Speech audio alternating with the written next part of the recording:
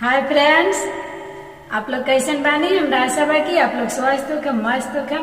अगर ऐसे हम टू लोग गीत वीडियो चैनल पे आप नया बने तो प्लीज चैनल के सब्सक्राइब जरूर करो और लाइक करो, कमेंट करके बताए कि गीत आप लोग के कैसन लागल और गीत के एंड तक बना रहे।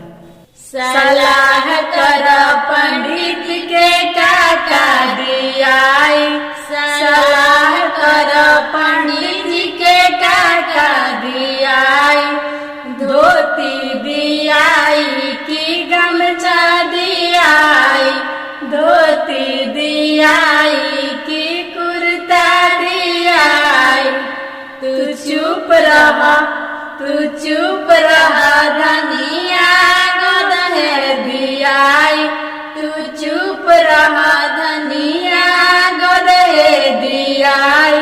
सलाह कर पंडित के काका दियाई, सलाह कर पंडित के काका दियाई।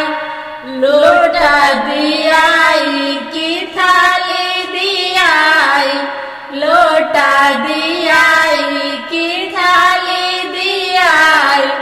तू चुप रहा, तू चुप रहा धनिया भैंस दियाई, तू चुप रहा धनिया भैंस दियाई।